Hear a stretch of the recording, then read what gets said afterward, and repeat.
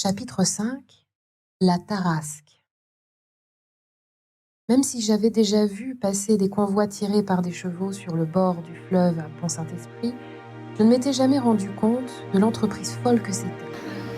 Groupés avec d'autres convois pour mieux répartir et partager nos forces, nous avions réuni une quinzaine de barques, plus de 80 chevaux, 10 charretiers, 2 maréchaux ferrants, accompagnés de leurs chiens apprentis, le maréchal et son chat, enfin un tas de gens affectés soit aux chevaux pour les nourrir ou les soigner, soit à la confection des repas.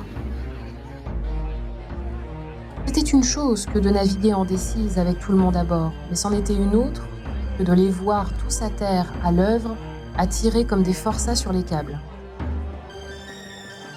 Nimbus galvanisait ses troupes en hurlant que certains répétaient justement en tirant sur la maille, ce grand câble rattaché au plus petit, qui reliait les couples de chevaux entre elles. Il y avait là des kilomètres et des kilomètres de cordes, et il fallait une vigilance de tous les instants pour que l'une d'elles ne se prît pas dans un tronc d'arbre ou sous une grosse pierre. Mais malgré tout, il arrivait forcément que la maillot tombe dans un piège, à terre ou dans l'eau. Il fallait parfois s'arrêter, et ce n'était pas une mince entreprise que de stopper un si gigantesque convoi. Le pire était que la maillot coule dans le fleuve, car elle se gorgeait d'eau et pesait ensuite des tonnes. Et si elle se rompait, alors là, c'était littéralement les barques qui se désolidarisaient et risquaient de partir à la dérive, à la merci du courant.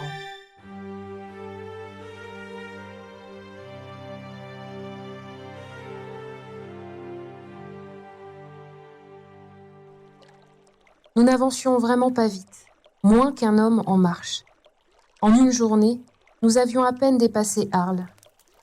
Il faut dire que depuis notre départ des Saintes, la pluie, bien que discontinue, ne nous facilitait pas la tâche. Arrivé à notre première étape, Lilian alla vérifier si son système de sac fonctionnait. Nous fûmes rassurés. Oui, le mélange se déversait comme prévu dans le fleuve. À savoir s'il était efficace, c'était autre chose. Mais j'étais très inquiète pour une autre raison. Le Rhône ne m'avait pas parlé depuis plusieurs jours. Ce que je ressentais de lui était chaotique, comme le sommeil agité de quelqu'un de fiévreux. Ce n'était malheureusement pas le genre de choses que je pouvais partager avec Lilian. Aux étapes, les groupes ne se mélangeaient guère. Les mariniers mangeaient et dormaient à bord, alors que les charretiers, par exemple, faisaient un petit campement en tendant des toiles cirées pour se protéger de la pluie. Nimbus commençait à nous regarder drôlement, Lilian et moi. Il avait bien remarqué que nous passions beaucoup de temps ensemble, et considérant la situation, il devait se dire qu'il avait doublement raté son coup.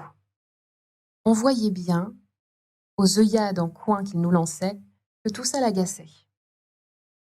Moi, c'était autre chose qui me préoccupait. Comme je l'ai dit, ne plus sentir le contact privilégié avec le Rhône me perturbait. C'était comme si quelque chose était rompu depuis plusieurs jours. Et justement, à la fin du repas de ce premier soir, depuis que nous étions montés à bord, je sentis qu'il voulait me parler. J'attendis que Lilian fût endormi pour sortir sur le pont. Il était très tard, tout le monde dormait. La pluie et le vent me parurent plus forts qu'au cours de la journée et une odeur désagréable flottait dans l'air. Mais j'eus à peine le temps de me faire cette réflexion que quelque chose happa mon attention. La croix des mariniers luisait d'un faible éclat tantôt doré, tantôt jaune pâle. À côté de la croix, se tenait une femme vêtue d'une robe blanche et d'un drap bleu. Comme j'avançais vers elle, j'entendis sa voix. Une voix qui ne sortait pas de sa bouche, close, mais semblait plutôt venir du fleuve. Les eaux enflaient, se tordaient, oscillaient, comme pour former ces mots. Toi qui franchis le Rhône et vains par les marais, entends ma voix sous l'onde et retiens ces paroles. Le vent n'est pas le vent, rien n'est ce qui brille. La terre étouffe ici, Laura. Prends garde au grand roc nu et noir comme charbon. Prends garde au grand roc nu, la bête Faramir. Dans les tréfonds bleuis des terribles océans, où le silence aveugle étend sa tyrannie, le dragon Onashum connut le Léviathan, d'une hyménée grotesque d'écume et de sanie. Prends garde au grand roc nu et noir comme le charbon. Prends garde au grand roc nu, la bête frappant. Lorsque la pestilence haranguera les eaux, dans un tollebohu de Mistral en furie, le fleuve alors jaunâtre écorchera ses peaux, d'où tu verras surgir la bête d'infamie. Prends garde au grand roc nu et noir comme le charbon. Prends garde au grand roc nu, la bête famille. Les enfers tout entiers ont vomi cette horreur. Chacun payait son dû à l'affreuse chimère. Un bœuf donna son torse et un scorpion son âme. Son corps interminable, le sang d'écaille. Et ce regard, ces yeux, ce sont ceux d'un vieillard. Ils plongeront en toi pour salir tes entrailles. Prends garde au grand roc nu et noir comme le charbon. Prends garde au grand roc nu, la bête Farabon. Car ce roc tel des os éclatés. Un parfum de charogne assiégera ton âme. Et alors, les gros t'en redoutés iront cribler tes os, plus broyants qu'une masse. Il sera déjà trop tard. Ce mouvant caveau engloutira ton cœur au plus bas des abîmes. Car le fleuve aliéné sera changé bientôt en cruel et fatal pourvoyeur de victimes. Plus forte qu'un dragon, plus sale que la gale, reine de l'infection, c'est l'hydre impérial qui rampe et chie du feu, projeté en bourrasque sur ceux qui font le vœu de vaincre la Tarasque. La femme disparut avec ces dernières paroles. L'air était comme chargé de relents puants, comme si toutes les immondices des villes alentours flottaient autour de nous. Ce que je venais de voir et d'entendre me bouleversait. Est-ce que je devenais folle ou est-ce que le Rhône me mettait en garde? Je retournai m'allonger dans mon hamac, mais point de sommeil. Entre la pluie qui martelait rageusement le pont et la pestilence qui me tournait la tête, il n'était possible ni de réfléchir, ni de s'endormir. Les mots de l'avertissement me hantaient et m'affectaient. Quelle était cette créature? Plus forte qu'un dragon, cette bête qui farabonde ou faramine, ce grand roc nu? Toute la matinée, je ressassais ces mots terribles, qui ne laissait place qu'à peu d'espoir pour l'avenir. Dès son réveil, je demandai à Lilian ce qu'il pensait de cette odeur qui empestait sur le fleuve. Peut-être un phénomène naturel qui était à l'origine de cette puanteur. Mais à ma grande surprise, ni Lilian ni personne ne sentait ce qui me faisait presque défaillir à chaque respiration. Non. Ce qui occupait toutes les discussions étaient ces trompes d'eau qui s'étaient transformées dans la pluie en véritable déluge. La pluie formait un rideau si épais qu'on n'y voyait pas à 10 mètres. Par conséquent, l'attelage qui nous halait depuis le rivage était comme une force fantôme, pas plus visible que Saint-Nicolas lui-même. Le Rhône gonflait à vue d'œil, son niveau devenait alarmant. Si le temps ne s'adoucissait pas au cours de la journée, il faudrait probablement interrompre la remonte. Mais vu les intérêts économiques de Nimbus, cette décision extrême ne serait prise qu'au cas où nos vies seraient vraiment en danger. Hélas, il suffisait de lever la tête en direction des nuages, noirs, lourds et à perte de vue, pour se convaincre que le soleil ne réapparaîtrait pas de sitôt. L'orage et les éclairs se répondaient et se succédaient en déchirant le ciel. Au milieu de ces explosions, Nimbus tentait de donner de la voix pour encourager l'équipage et donner des consignes. Je crois bien que personne n'entendait vraiment ce qu'il gueulait. Ce n'était qu'un peu plus de bruit dans le vacarme.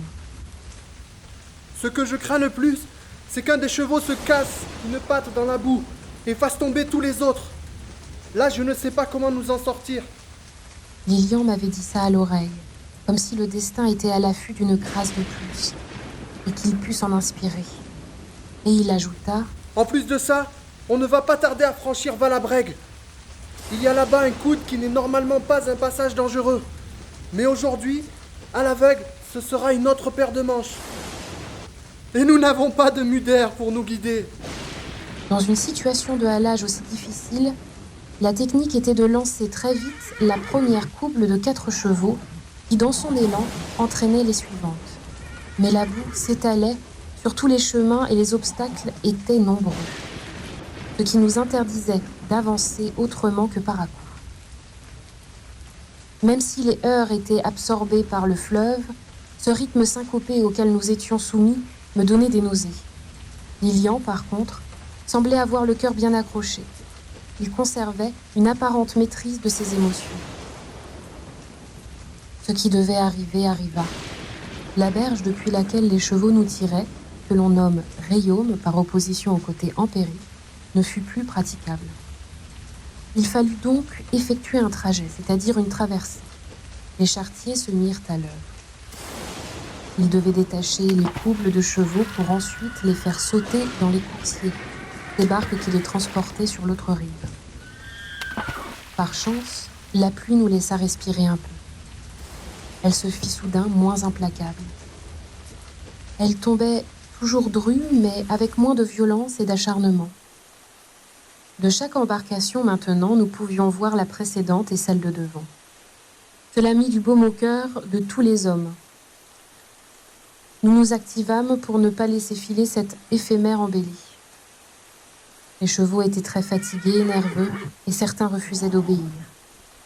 Nous entendions partout sur la berge les jurons exploser comme des pétards. Sous mes yeux, je vis un cheval se cabrer et envoyer valdinguer un pauvre charretier jusque dans les eaux furieuses du fleuve. Enfin, l'opération put commencer. Les mariniers firent partir les premiers coursiers chargés de bêtes. Ils fournissaient des efforts titanesques pour faire avancer leur embarcation le plus vite possible. Leurs bras moulinaient de droite et de gauche. Un marinier à la poupe, l'autre à la proue, et en godillant, en luttant de toutes leurs forces contre le courant, le coursier tentait de rallier l'autre rive. Lilian, que regardes-tu ? Je crus qu'il s'assoupissait de fatigue, car ma question n'obtint aucune réponse et ne provoqua chez lui aucune réaction. Enfin, son visage se tourna vers le mien. Je ne sais pas. Dans les eaux, j'ai cru voir, mais ça doit être la fatigue et la tension. Quelqu'un demanda de l'aide pour hisser un gros câble à bord du navire. Lilian me laissa là, seul, avec son étrange réponse. J'aurais voulu faire quelque chose, moi aussi. Mais malgré la situation peu commune, tous les hommes savaient exactement quoi faire et toutes les tâches étaient réparties. De sorte que j'aurais plutôt gêné les manœuvres. Garde les yeux ouverts, Simé. Garde les yeux grands ouverts. D'où venait cette voix caverneuse? La première bas, bon an mal an, arrivait à mi-parcours. L'affaire paraissait bien engagée. Tout à coup, l'un des chevaux de coursier se cabra en hennissant furieusement. Les autres chevaux, en l'imitant, jetèrent le marinier de poupe à l'eau et coula comme une masse. Le bateau tangua si fort de gauche et de droite qu'il en chavira.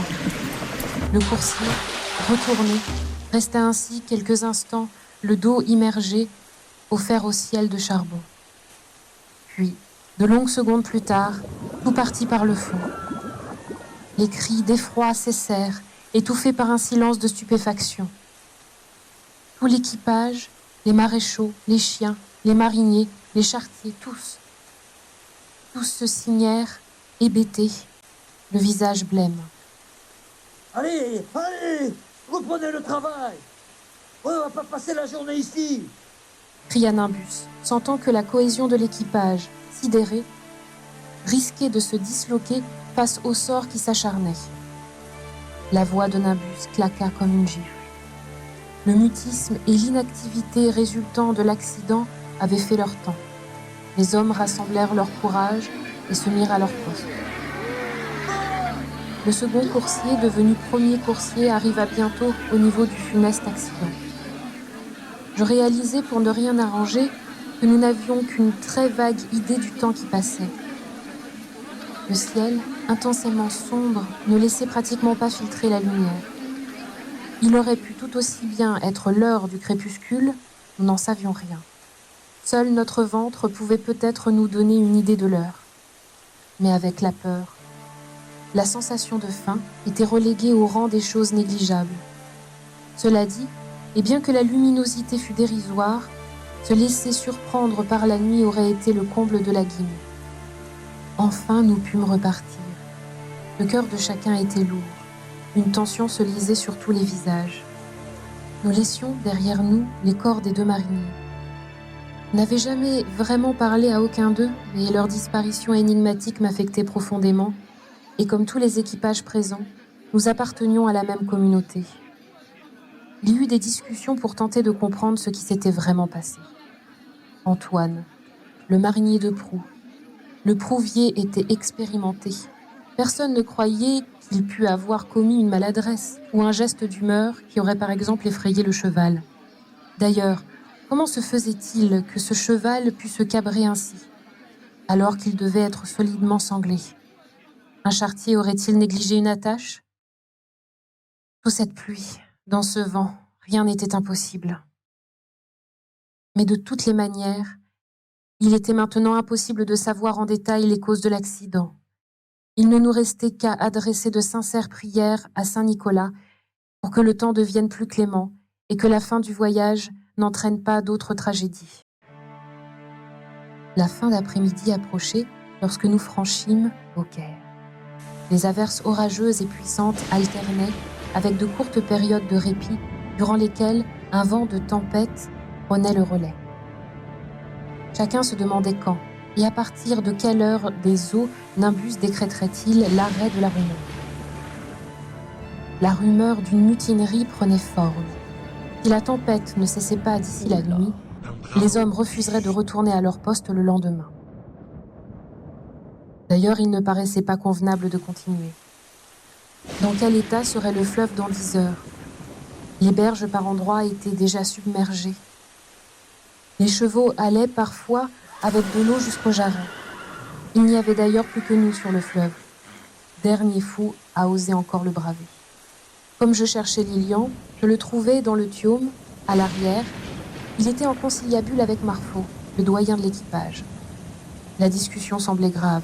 Allaient voir tous deux la mine sombre. Ils se turent à mon arrivée. Les seules paroles que j'entendis venaient de Marfo. Très bien, Lilian, très bien. Mais tu sais que je ne suis pas seul. Tu n'empêcheras pas les hommes de se poser des questions. Marfo sortit de là, contrarié, sans même un regard pour moi. Ne fais pas attention, il est bourru. Que se passe-t-il?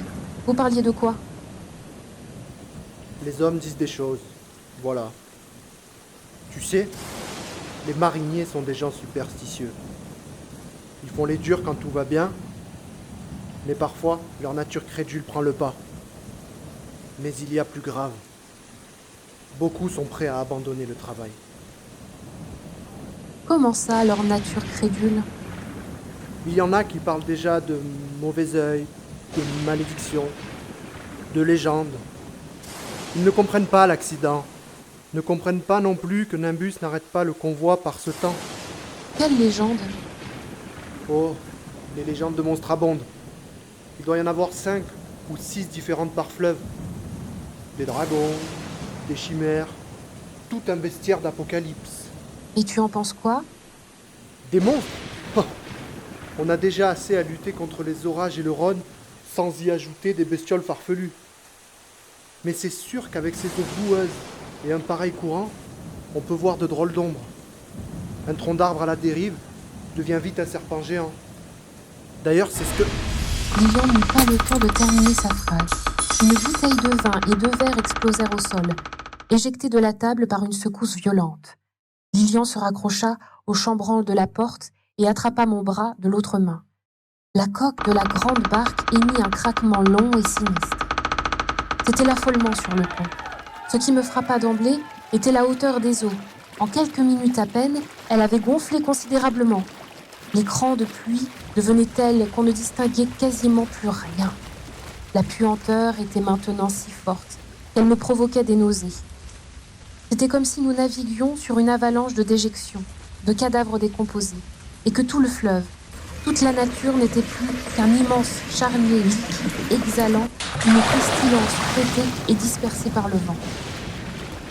Je vis un homme se tenir les côtes et vomir toutes ses tripes, avant de glisser et de s'affaler contre le bastingage, visiblement sonné. Lilian courut lui porter secours tandis que je cherchais, à la proue du navire, ce qui avait pu causer une telle secousse. Ce que je vis me retourna l'esprit. À quelques mètres à l'arrière, un rocher grisâtre, constellé debout, sortait des flots de plus de 10 mètres de haut. Mais comment pouvait-il se trouver là où nous venions de passer? Impossible. Le grand roc nu était là. Lilian, regarde.